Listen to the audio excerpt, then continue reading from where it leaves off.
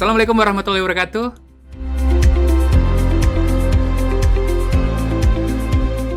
Ketika kita pertama kali mendengar istilah dampak, yang teringat apa sih? Ya, dampak itu apa sih?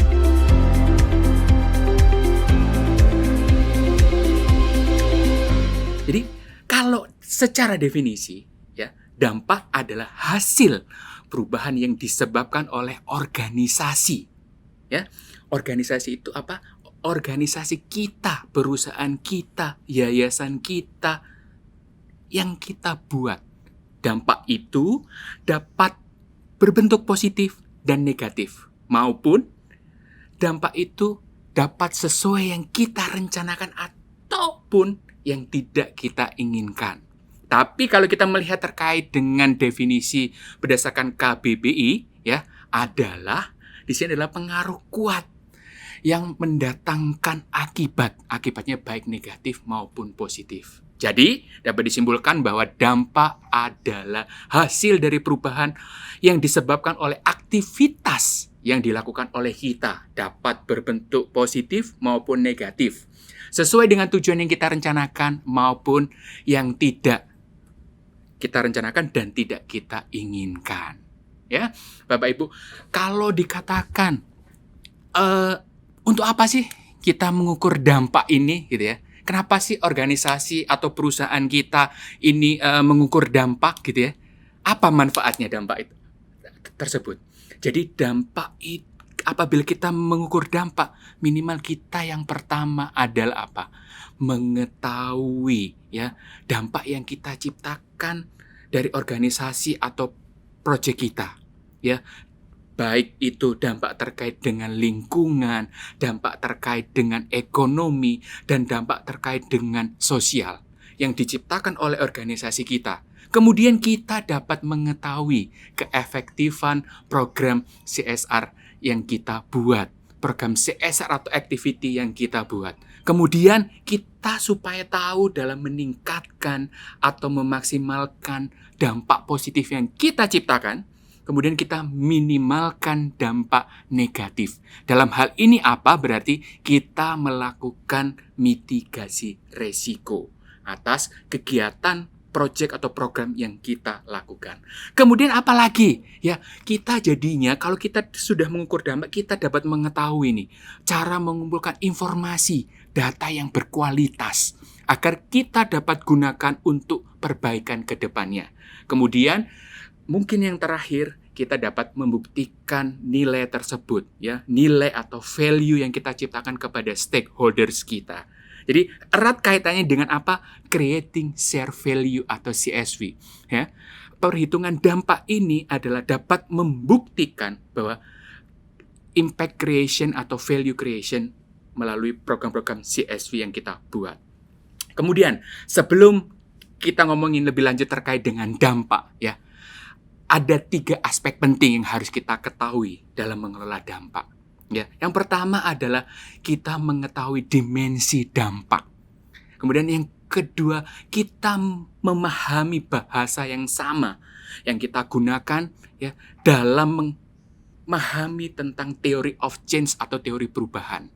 Ya, nanti di theory of change atau teori perubahan ini kita akan buatkan sendiri videonya khusus untuk membahas itu. Kemudian yang ketiga, kita menghitung dampak menggunakan SROI, Social Return on Investment, dengan cara memahami 7 prinsip yang ada dan 6 tahapan, ya, sesuai dengan standar Social Value Internasional.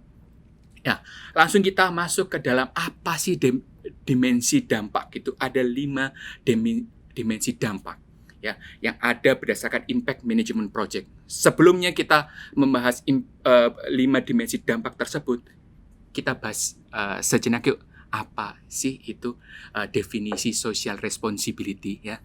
Definisi social responsibility based on ISO 26000 adalah tanggung jawab organisasi atas dampak dari keputusan dan aktivitasnya kepada masyarakat dan lingkungan melalui perilaku transparan dan etis yang berkontribusi pada pembangunan berkelanjutan. ya. Di sini adalah tanggung jawab organisasi. Organisasi ada apa? Organisasi profit dan non profit. Jadi perusahaan, yayasan, ya, organisasi masyarakat, pemerintah daerah, UMKM itu melakukan tanggung jawab sosial, ya. Di sini. Kemudian tadi ada berdasarkan ISO 26000 ada pembangunan berkelanjutan. Nah, pembangunan berkelanjutan sendiri itu ada definisinya, Bapak Ibu. Definisinya adalah pembangunan yang memenuhi kebutuhan generasi saat ini tanpa mengurangi kemampuan generasi mendatang memenuhi kebutuhannya sendiri. Ini definisi yang paling populer berdasarkan Brundtland Report tahun 87. Nah, langsung kita masuk di dalam 5 dimensi dampak berdasarkan Impact Management Project. Dimensi yang pertama yaitu dimensi what. Dimensi yang kedua ada dimensi who, kemudian yang ketiga ada dimensi how much, yang keempat ada dimensi contribution, dan yang kelima ada dimensi risk atau resiko. Kita bahas singkat. Dimensi what ini adalah menjelaskan perubahan apa yang berhasil dikontribusikan oleh organisasi, baik itu positif maupun negatif. Serta kita mengetahui betapa penting perubahan ini bagi para pemangku kepentingan. Ya, dimensi ini ya berarti kita harus mengetahui apa yang pertama, perubahan yang dirasakan, baik positif, negatif, atau yang direncanakan atau tidak direncanakan oleh pemangku kepentingan kita. Kemudian yang kedua, kita harus mengetahui ambang batasnya. Ketika ambang batas itu dikatakan penting oleh pemangku kepentingan tersebut. Jadi apa? Ambang batas ini supaya kita mengetahui ternyata dampak itu atau perubahan itu sudah dirasakan oleh pemangku kepentingan kita. Ya, kemudian yang ketiga, kita harus mengetahui perubahan yang paling penting. Karena apa? Saya rasa yakin ya, banyak perubahan yang dirasakan oleh pemangku kepentingan kita, oleh penerima manfaat kita. Mungkin ada 3, di antara 3 tersebut mana yang paling penting, ya, menurut mereka. Kemudian yang keempat adalah dikonteskan terkait dengan perubahan yang dirasakan oleh aspek dan tujuan global lainnya. Misalkan saat ini perubahan terkait dengan aspek SDG, dampak yang diciptakan oleh SDGs. Jadi perubahan ini dapat berkontribusi pada goals yang mana? Ya, tidak hanya satu goals, mungkin banyak goals. Kemudian yang kedua, dimensi who. Ini membantu organisasi dalam mengidentifikasi siapa saja pemangku kepentingan yang terkait dan relevan. Jadi kita harus mengetahui apa pemangku kepentingan kita. Siapa saja pemangku kepentingan yang relevan dan yang merasakan perubahan atas aktivitas yang kita buat atau proyek yang kita jalankan. Kemudian kedua, kita harus mengetahui batasannya. Jadi batasan di sini apa? Lokasi pemangku kepentingan kita di mana? Kemudian dari perubahan apa yang dirasakan baik dari aspek ekonomi, sosial dan lingkungan. Kemudian yang ketiga, kita perlu mengetahui tingkatan perubahan level perubahan atau level dampak yang dirasakan oleh pemangku kepentingan. Karena apa? Setiap pemangku kepentingan itu pastinya akan merasakan level atau tingkatan yang berbeda-beda. Mungkin antara saya, Bapak, Ibu merasakan dampaknya akan berbeda-beda. Mungkin saya merasakan 1, Ibu, Bapak merasakan 2, ada yang merasakan 3. Oleh sebab itu kita harus mengetahui tingkatan atau level dampak yang dirasakan. Kemudian yang keempat, penting sekali kita mengetahui karakteristik pemangku kepentingan. Di sini kita harus tahu level pendidikannya, bagaimana status pekerjaannya, jenis kelaminnya, mungkin pendapatan harian dan bulanan, budaya masyarakat setempat dan lain sebagainya. Ini penting sekali untuk diketahui. Yang ketiga terkait dengan dimensi how much. Ya, how much ini mengetahui berapa banyak jumlah pemangku kepentingan yang mengalami perubahan. Ingat, jumlahnya dan tingkatan perubahan yang mereka alami dan berapa lama mengalami perubahan tersebut. Jadi kita harus mengetahui terkait dengan apa? Skala. Skala itu apa? Mengetahui jumlah populasi yang merasakan perubahan atau dampak. Kemudian yang kedua, dari aspek tingkatan, levelingnya, mengetahui tingkat perubahan atau dampak dari masing-masing penerima manfaat. Yang ketiga adalah durasinya, durasi dampak, durasi perubahan yang dirasakan oleh penerima manfaat. Kemudian yang keempat, terkait dengan dimensi contribution. Ini membantu organisasi memahami apa? Sejauh mana mereka berkontribusi pada hasil dengan mempertimbangkan apa yang akan terjadi tanpa ada kegiatan organisasi kita, tanpa ada kegiatan perusahaan kita. Yaitu berarti dalam hal ini adalah apa? Skenario kontrafaktualnya. Jadi supaya kita dapat menjawab apa? 2 hal. terkait dengan tingkatan yang pertama, yaitu kontribusi organisasi terhadap tingkat perubahan dengan memperhitungkan perkiraan tingkat perubahan yang akan terjadi tanpa ada intervensi organisasi atau perusahaan kita. Kemudian yang kedua, durasinya. Nah, kontribusi organisasi terhadap durasi perubahan. Kalau tanpa ada kita, tanpa ada organisasi kita, atau tanpa perusahaan kita, ya berapa lama durasi perubahan tersebut akan dialami. Jadi kalau nanti dikaitkan dengan perhitungan berdasarkan SROI atau Social Return on Investment, ada istilah dead weight, ada istilah contribution atau attribution, dan ada displacement dan drop off. Kemudian dimensi yang terakhir ada dimensi resiko. Ya, dimensi resiko ini adalah menilai kemungkinan dampak akan berbeda dari yang kita rencanakan, dan bahwa perbedaan tersebut akan menjadi aspek penting dari perspektif orang atau komunitas atau lingkungan yang mengalami perubahan atau dampak. Jadi kita perlu mengetahui apa sih kalau di dimensi ini. Yang pertama yaitu analisis resikonya, jenis resiko dampaknya. Jadi ada 9 jenis resiko dampak yang dapat merusak proses perubahan dan dampak. Ini dapat dilihat lebih lanjut terkait dengan standar yang ada. Kemudian yang kedua, tingkat resiko dampaknya. Jadi di sini ada probability atau kemungkinan dan tingkat keparahan resiko dampak yang akan terjadi. Kemudian yang ketiga, strategi mitigasinya. Jadi setelah kita tahu resikonya, kita tahu tingkatannya, kita harus melakukan mitigasi resiko. Harapannya apa? Untuk mengurangi tingkat resiko dampak yang akan terjadi. Ya. Jadi, oke. Setelah itu kita akan ngomongin apa sih hal penting yang kedua, gitu ya. Hal penting yang kedua yaitu terkait dengan pemahaman bersama. Jadi kita harus memahami terkait dengan theory of change atau teori perubahan. Teori perubahan ini adalah aspek fundamental ketika kita ingin mengetahui, kita ingin memanage, atau kita ingin menciptakan dampaknya. Kita harus mengetahui theory of change atau teori perubahannya. Jadi theory of change ini adalah menjelaskan bagaimana kegiatan yang kita lakukan ini dapat dipahami dan akhirnya mendapatkan hasil yang kita rencanakan. Ya, jadi untuk mencapai akhir dampak yang ingin kita capai.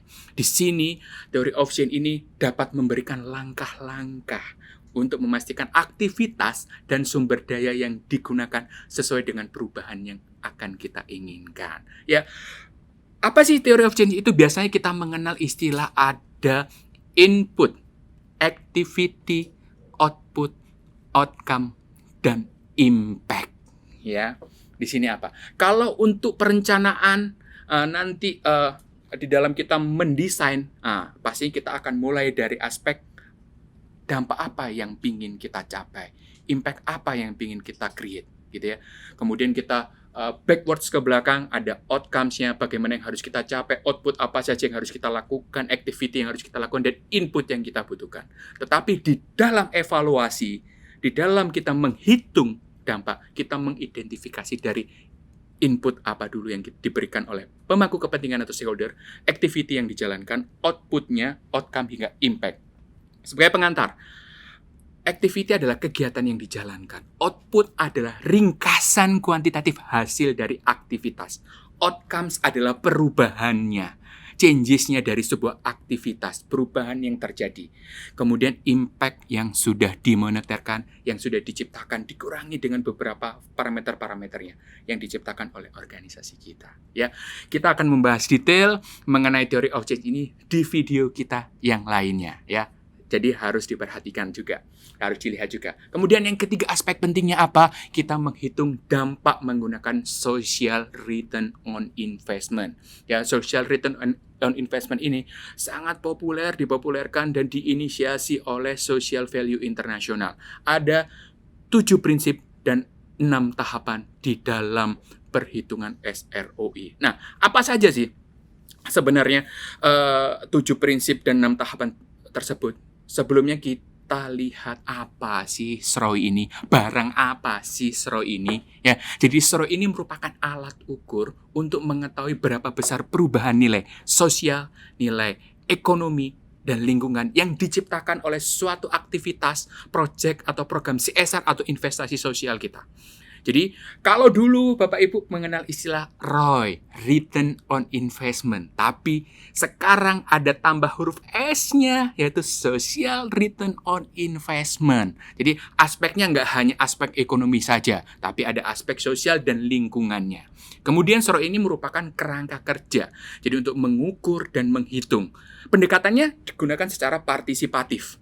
Jadi, SROI ini harapannya menguji nantinya apa input yang diberikan oleh organisasi dan outcome yang diciptakan hingga dampaknya. Ya, jadi di dalam social return on investment ini adalah basicnya adalah mengukur perubahannya, yaitu outcomes-nya. Dari mana perubahan tersebut didapatkan. Kemudian SROI ini ada 2 Bapak Ibu metodenya. Jadi menggunakan forecasting dan evaluasi. Kalau forecasting ya kita melakukan projection ya. Kita mulai dari apa dampak yang akan kita ciptakan. Kemudian kita buat backwards, kita mundur. Jadi kita prediksi dampak apa yang kita ciptakan, activity-nya harus kita lakukan, output dan outcomes-nya. Kalau evaluasi sifatnya retrospective. Jadi ini ada berdasarkan apa yang sudah terjadi Bapak Ibu. Biasanya sebagai tips, awali dulu dengan menghitung dampak. Kemudian setelah dihitung itu dijadikan acuan dasar untuk kita memproyeksikan, membuat forecasting SROI-nya. Kemudian 7 prinsip di dalam SROI. Yang pertama adalah involve stakeholder, yang kedua understand what change, yang ketiga value the thing that matter, yang keempat ada only include the material, yang kelima do not overclaim, yang keenam ada be transparent dan verify the result. Yang pertama sih, apa sih kalau kita ngomongin involve stakeholder ini, jadi melibatkan para pemangku kepentingan, yaitu seluruh pihak yang membuat dampak maupun pihak yang terdampak dengan aktivitas organisasi kita. Kemudian yang kedua, understand what change. Jadi pahami perubahannya. Pahami perubahan apa saja yang terjadi dan dievaluasi dengan bukti-bukti yang ada. Gitu ya. Yang ketiga, value the thing that matter. Jadi nilai seluruh perubahan yang penting. Kemudian yang keempat, only include what is the material, adalah masukan dan catat poin-poin penting dan material. Gitu ya. Kemudian yang kelima, nggak boleh overclaim nih. Ya, nggak boleh overclaim. Kalau itu diciptakan oleh kita atau organisasi kita ya nggak masalah. Tapi kalau itu diciptakan oleh organisasi atau individu lain ya jangan diklaim, gitu ya, Bapak Ibu. Kemudian be transparan. Jadi harus transparan. Nanti metode perhitungnya, pendekatannya, proses yang digunakan ini harus disertakan di dalam laporan dan diverifikasi hasilnya. Sekarang kita masuk terkait dengan 6 tahapan di dalam SROI. Yang pertama yaitu menetapkan ruang lingkup dan mengidentifikasi pemangku kepentingan yang relevan. Kemudian yang kedua, memetakan perubahannya. Mulai dari peta dampak. Nanti ada peta dampak berdasarkan standar yang dibuat oleh Social Value International yang bisa digunakan. Tapi Bapak Ibu dapat membuat peta dampaknya sendiri sesuai dengan konteks organisasi atau perusahaan Bapak Ibu. Kemudian identifikasi input, menilai input, mengklarifikasi output, dan menjelaskan outcome. Yang ketiga, mengumpulkan bukti perubahan yang terjadi dan memberikan nilainya. Jadi mulai dari mengembangkan indikator outcome, pengumpulan data outcome, menetapkan berapa lama outcome terakhir berlangsung, dan penilaian pada outcome. Yang keempat yaitu menetapkan dampaknya. Menetapkan dampak ini apa? Disesuaikan dengan kondisi makro. Ya, ada discount factor nanti, kemudian dihitung attribution-nya atau kontribusi pihak lain, dihitung dead weight-nya, dihitung displacement-nya apabila ada, dan menghitung drop-off-nya, nilai kemerosotan apabila proyeknya dilakukan lebih dari 1 tahun. Nah, definisi singkat terkait dengan apa sih dead weight? Dead weight itu apa? Sebuah pengukuran terkait dengan outcomes apabila nggak ada kegiatan, nggak ada proyek kita. Jadi outcome-nya tetap tercipta atau tidak. Yang kedua, displacement. Displacement sendiri itu apa? Memindahkan permasalahan dari satu daerah ke area lainnya yang berdekatan. Jadi mungkin dalam hal ini dampak negatifnya pindah dan lain sebagainya. Nanti kita bahas lebih lanjut. Kemudian yang ketiga yaitu attribution. Di sini adalah kontribusi organisasi lain atau individu lain. Dan yang terakhir adalah drop off, kemerosotan. Penurunan dari waktu ke waktu terkait dengan proyek yang kita buat. Ini penting untuk diukur agar apa? Kita tidak overclaim. Ya. Kemudian tahap kelima, menghitung dampak dengan SROI-nya. Ya. Jadi setelah kita menghitung outcome, kita kurangin dengan dead weight, attribution, displacement, dan drop off. baru kita hitung. Jadi SROI ini yaitu rumusnya adalah total benefit atau impact dibagi total input atau investasinya. Jangan lupa di present value kan terlebih dahulu apabila untuk mengevaluasi dan future value untuk forecasting. Ya, jangan lupa untuk melakukan analisis sensitivitas. Cek ulang bagaimana debt weight attribution dan drop off-nya. Cek ulang pendekatan finansial, cek ulang kualitas outcome dan nilai inputnya sudah benar atau belum. Nah, Bapak Ibu, ini adalah tahap yang ke-6, tahap terakhir yaitu laporkan, gunakan hasilnya dan integrasi di dalam organisasi atau perusahaan Bapak Ibu. Ya, jadi apa sih kita perlu menginformasikan kepada stakeholder nilai dampak yang sudah kita ciptakan, kemudian kita gunakan hasilnya dari hasil apa? Proses pengambilan keputusan. Hasil apa? Improvement, tindak lanjut, dan lain sebagainya. Kemudian mengintegrasikan dalam proses organisasi atau program atau project. Jadi, di dalam laporan SROI harus ada rekomendasi dan lesson learned agar ada tindak lanjut dan improvement. So, Bapak Ibu sebagai penutup, ya perlu diingat ada 3M penting di dalam manajemen dampak. Yang pertama yaitu measure. M yang pertama, measure, ukur dulu. Jadi mengukur berapa besar perubahan atau dampak yang telah terjadi, baik itu positif dan baik itu negatif. Kemudian M yang kedua yaitu manage, yaitu melakukan sesuatu untuk meningkatkan perubahan positif dan mengurangi perubahan negatif. Jadi di sini apa artinya? Kita melakukan mitigasi resiko. Yang ketiga yaitu maximize, yaitu membuat perubahan dalam upaya untuk menciptakan nilai sebanyak mungkin. Ya Bapak Ibu, ingat 3M tersebut. Jadi kalau ditanya kapan sih baiknya kita mengukur dampak? Bapak Ibu, sebenarnya mengukur dampak program itu setiap tahun.